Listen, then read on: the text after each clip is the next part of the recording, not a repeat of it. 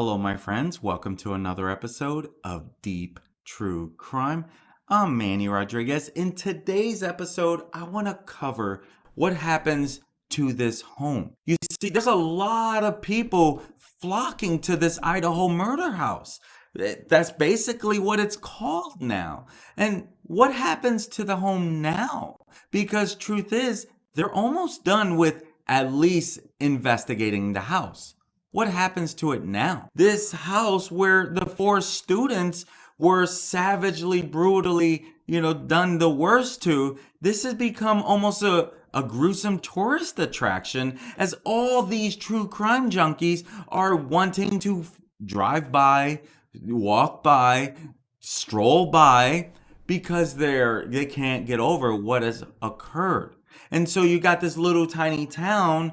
What happens now to this home? This is where you have all these visitors that are constantly dropping by to get a little glimpse of the home in Moscow, Idaho, where Kaylee, Madison, both who are 21 years old, best friends since they were children, basically. Then you had their roommate, Xana Knodel, her boyfriend. This is historical anymore.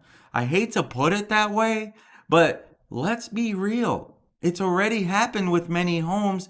What's going to become of this home? This will forever be searched on the internet. Recently, Amanda Paget and her daughter, they rolled by the house in their station wagon, loaded up with luggage.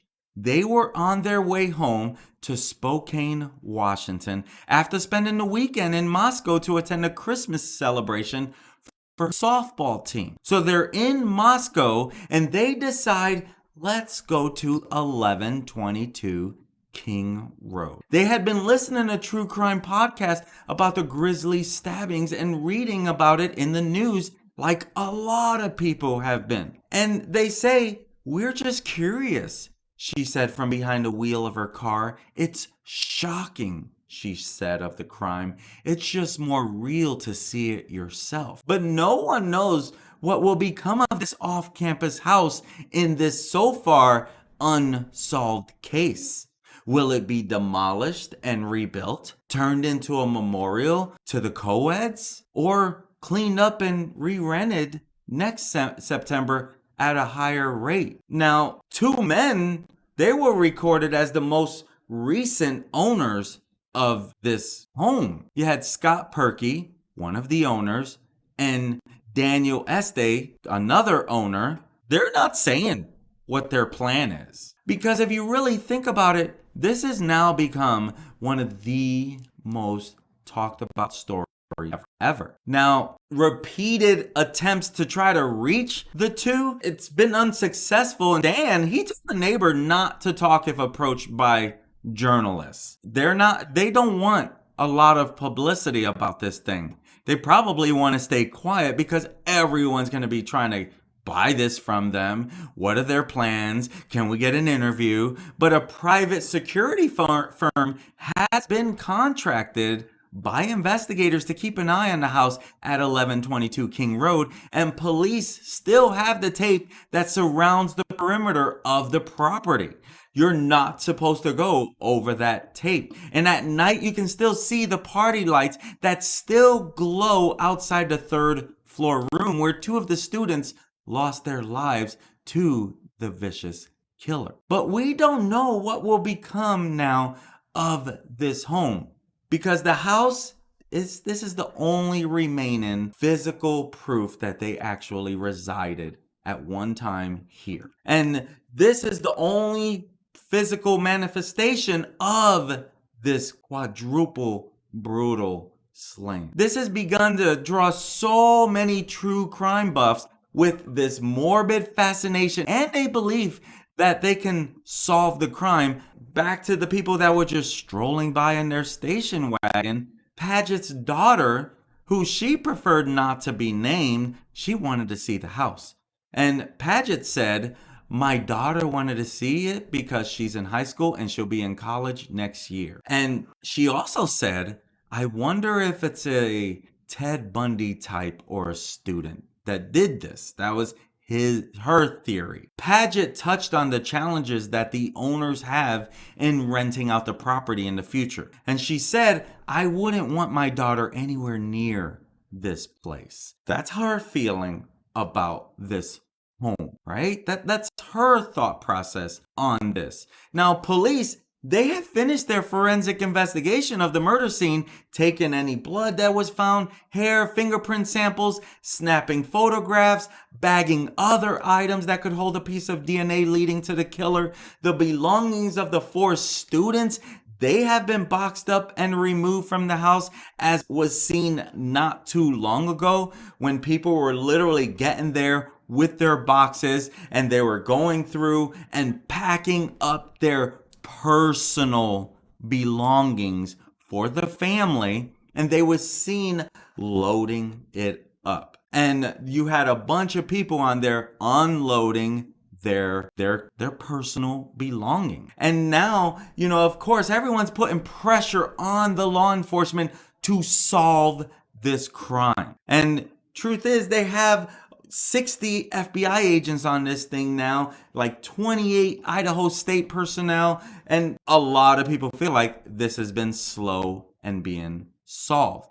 But you have to ask yourself, like, what will become of this home, right? Because look at the Salt Lake City home of serial killer Ted Bundy from 1974 to 1975, which this has become a tourist attraction.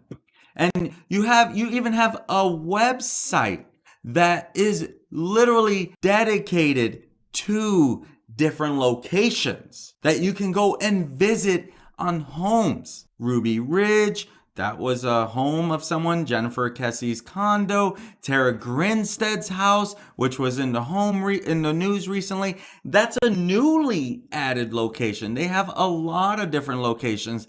Look at all of that. This is literally dedicated to locations just like the Moscow house. So if you think about it, this is definitely a possibility for this, right?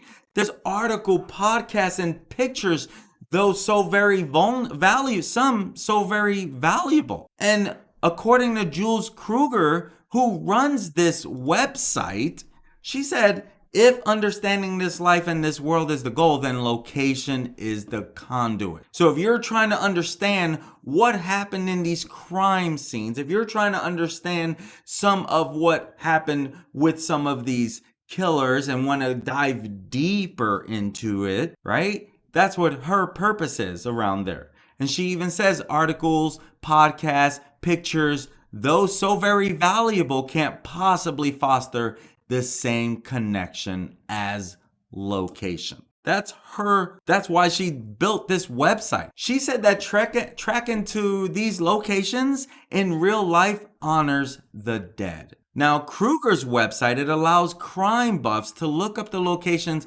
of mass murders, abductions, and shootouts. She says on her website that she started it to honor Courtney Sconsi, a 12-year-old girl who was raped and murdered in Rancho Cordova, California in 2000. And Kruger, who was 11 years old when this occurred, she said that the people dedicated the street corner where Sconsi was last seen as Courtney's. And she said, I think about that corner a lot.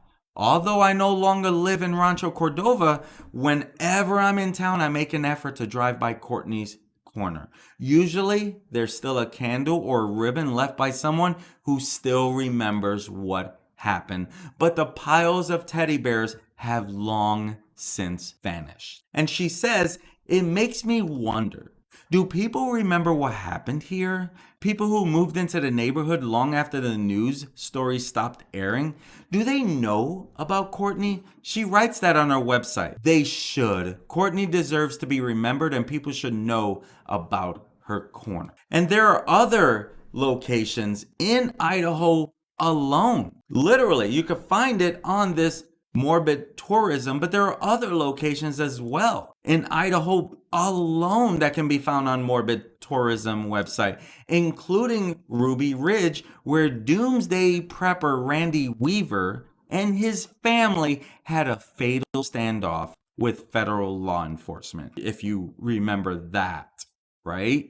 The Coeur d'Alene house from the Wolf Lodge murders also features where 3 members of a family were killed by a serial sex offender, Joseph Duncan III, who also kidnapped an 8-year-old girl and 9-year-old boy from the home. The boy was also eventually killed. And the Wolf property, the Wolf Lodge property, it was purchased by the state of Idaho for wetlands preservation, and the house was demolished.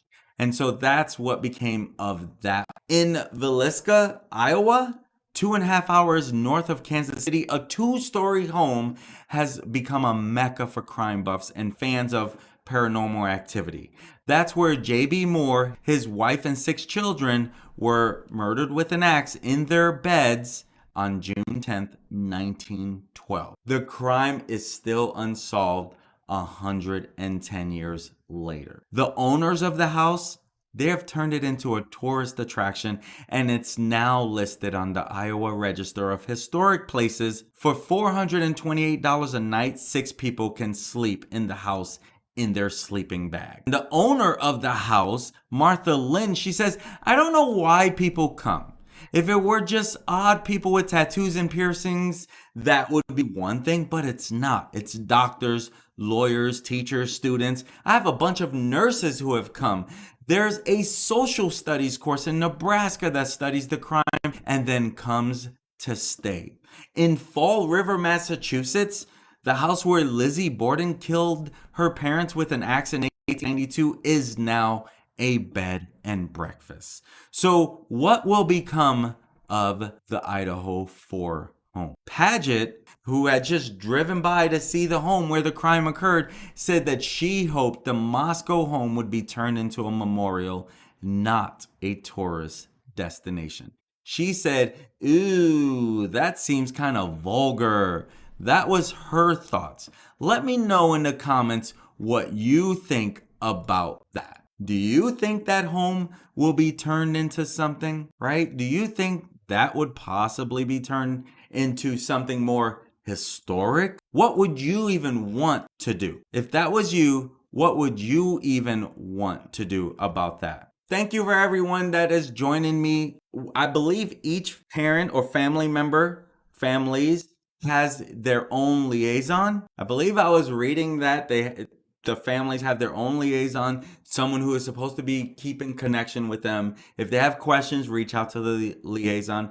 Xana, mom, she said that she appreciated the help she was getting from her liaison. My whole goal is to be a voice for the victims and to keep you aware of what could go wrong in this crazy world we live in. Because it is a crazy world we live in. And the more you know, the more you can be aware and be a little more safer and careful with the directions you want to go, and being a little alert at, oh my gosh, this could possibly happen. Let's be careful with that, right? If you're in New York City, you probably want to know all the stuff that's going on in the subway. I just heard of an 18-year-old, someone that's a student who is brother of a player I coach. And when she said 18 in New York City, I got a little scared. 18, New York City, but they live here. This is the first time visiting. I got a little scared for him. And that's why I do this channel, is to keep you aware of what could go wrong in this crazy world so that you could be a little more aware, a little more alert, a little more careful. My friends, I'm Manny Rodriguez. Thank you for joining me. And please, if you are a person of prayer, pray that we get justice for these kids. Tonight, tomorrow, something. Pray that we get justice for these kids. I'm Manny Rodriguez. Thank you for joining me, and I look forward to serving you again. Peace. Have a great day, my friends.